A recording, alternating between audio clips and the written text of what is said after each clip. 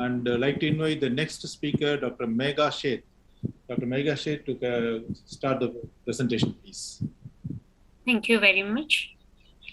So my presentation is on role of CT and MRI in Kakayasu arteritis. Okay, so today I'm going to present images of how to do cross-sectional imaging of Kakayasu arteritis using CT and MRI.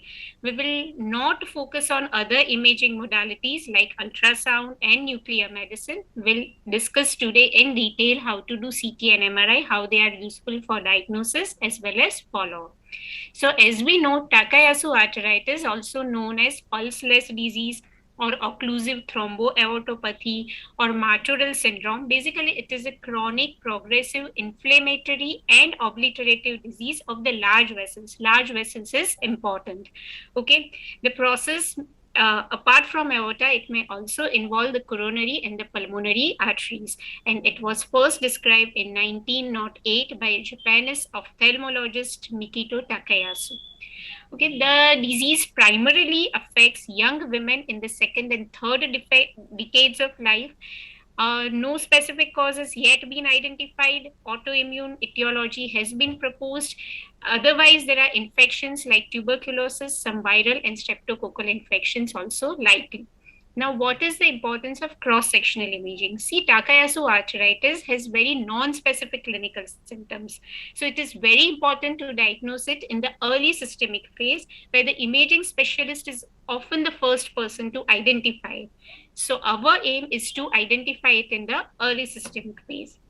Now, there are 5 varieties of Kakayasu arteritis. The classification: type 1 involves only the aortic arch vessels. Type 2A involves ascending aorta, arch and arch vessels. Type 2B involves, apart from type A, descending thoracic aorta is also involved. Type 3 involves descending thoracic aorta, abdominal aorta with or without abdominal aorta branches. Type 4 involves abdominal aorta and or its branches. And type 5 can be a combination of anything, means from ascending aorta to abdominal aorta with branches. Okay, so this is again, see, this is again the classification of all the varieties. Type 5 variety is the most common, and coronary and pulmonary involvement is indicated as C+ or P+ respectively. This is the Sharma criteria for diagnosis of Takayasu arteritis, which combines all clinical history, pathological, radiological, and if there are 2 major, 1 major, 2 minor, or 4 minor criteria, then there is a high probability of Takayasu arteritis. So now what do we see on imaging? First of all, we'll discuss CT angiography. The protocol is you have to scan the entire aorta from arch vessels to common femoral artery, and you have to take a delayed phase because that better demonstrates the mural thickening that is seen in Takayasu arteritis. So first feature of Takayasu arteritis is the mural thickening, as you can see here. See, this is the vessel lumen and this is the wall. We can see this intimo-medial thickening. Here also very nicely, you can see the thickening around the right brachiocephalic trunk, left common carotid artery. And on venous face, you can see a double ring enhancement pattern, means a poorly enhancing inside ring and then obviously enhanced outside ring is observed frequently. Then the second change is the luminal changes, stenosis or occlusion, that is generally observed in delayed stage of the disease. And you can very nicely see here the left subclavian artery is occluded. So this is how the luminal changes will be seen. The next feature is collateral vessels. See, you can see here none of the abdominal aortic vessels are seen. Only this inferior mesenteric artery is seen, which is dilated, and this it is giving off collateral, or what we call the arc of Riolan, to supply all the abdominal organs. So this is an example of collateral vessels. This was another case where pulmonary artery was also involved. The right pulmonary artery upper lobe branches were occluded, and the patient has multiple aortopulmonary collaterals that supply the lung field. So this is an example of pulmonary pulmonary involvement also, and example of collateral vessels. What are other findings? As I said, high involvement of coronary and pulmonary involvement, pulmonary 63% and coronary could be as high as 44%. So this is an example of Takayasu arthritis. You can see here intymomedial thickening with calcified plaques, and here the right coronary artery also very nicely seen thickening as well as occlusion. Pulmonary artery involvement I already showed. So now I'll show you the different types of Takayasu arthritis. This is type 1 Takayasu arthritis. Here the left common carotid, and here, as you can see in this image, the right common carotid, both are significantly chronically narrowed, and as you can see, the ascending aorta arch are normal. So this is type 1. This is another patient, 24-year-old young female who had occlusion of right subclavian as well as right common carotid artery. You can see here also the involvement of right subclavian and common carotid artery. This patient, in addition, had significant stenosis at origin of left main coronary artery as well as right coronary artery. So coronary involvement in this image I already showed you. So the patient already had the coronary, now pulmonary involvement also. This is just an image to show you that, see, the right subclavian was occluded, so right internal memory artery or rima is hypoplastic, whereas lima is normal. This was another patient, again, long segment occlusion of common carotid artery. In this volume rendered image, you can see the occlusion of both common carotid arteries. The patient had involvement of ascending aorta and also involvement of coronary artery, RCA involvement, and left main involvement. This was a patient of type 3 Takayasu aortitis, involvement of descending thoracic aorta, as can be seen here. This was another patient. Apart from stenosis, ectasia and dilatation can also occur. So this is an example of type 5 Takayasu arthritis. Another case, we can see here multiple stenosis in descending thoracic abdominal aorta, celiac trunk. The patient also had stenosis in the left subclavian artery, involvement of bilateral renal arteries, involvement of left subclavian artery. Another patient, again stenosis in celiac artery. Involvement of renal artery, stenosis in pre-bifurcation aorta, and this is again a VRT image showing stenosis in pre-bifurcation aorta. So these are different examples of how Takayasu arthritis will look. Now we come to MR angiography technique. Again, the entire aorta is imaged. These are the different sequences that can be used for MR angiography. To sum up, if you want to see stenosis and dilatation, go for 3D MR angiography. If you are looking for thickening of vascular wall, then TE1 and T2 weighted multiplanar images are good.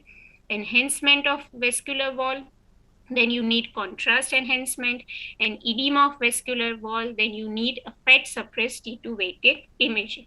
So again, MR acute phase, late phase, the findings are similar to CT coronary angiography, but as I said, wall thickening very nicely seen on post-contrast gadolinium enhanced images. I'll show you the examples of all these. Again, in late phase, we'll come across stenotic lesions. Most commonly involve stenotic vessel in aortic branches subclavian, whereas in abdominal aorta, it is the renal arteries. So this was an 8-year-old female patient, development delay in childhood migraine. You can see here very nicely that the left internal carotid artery is occluded. Okay. Another patient, this is again an MR angiography image. We can see here that the right internal carotid artery and here the left subclavian artery as compared to right. See, right side is normal, left side is irregular with focal areas of stenosis. So this is how you can appreciate.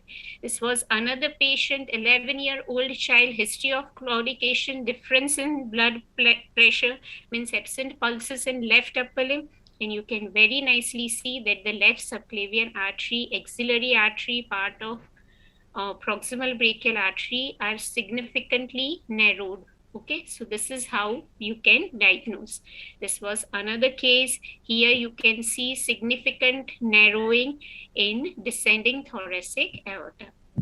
This was a 10-year-old child who had chronic complaints since 1 year and the dyspnea on doing little work. I will show you this 3D MR angiography. See, you can see this right subclavian artery stenosis, left common carotid artery is occluded, left subclavian artery we cannot see, areas of significant stenosis in descending thoracic abdominal aorta.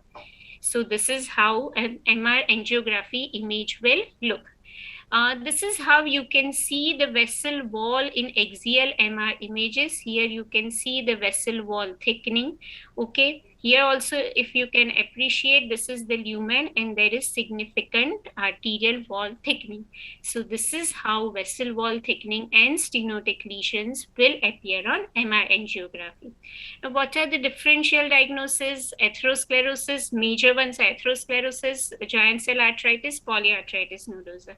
Atherosclerotic, generally they are in elderly patients and usually associated with long segment luminal stenosis. Giant cell arteritis, I will also show you an example.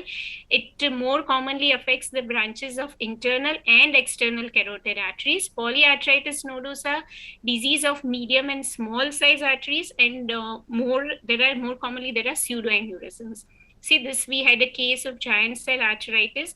This is this blush that you can see is actually dilated right temporal artery with periarterial inflammatory thickening. So this we had diagnosed as a case of giant cell arteritis.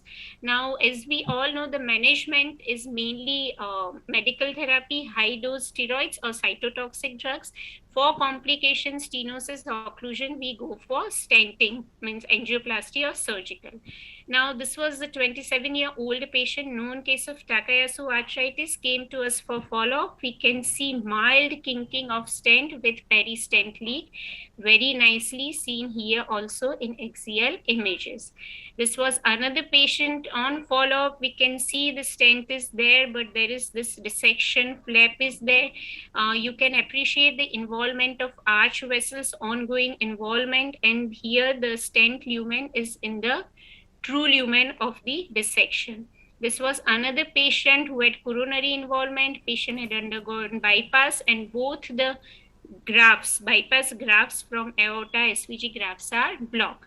So this is how we see the presentation of Kakayasu arthritis and how CT and MR can both effectively and provide excellent anatomic information as well as useful for follow-up and management.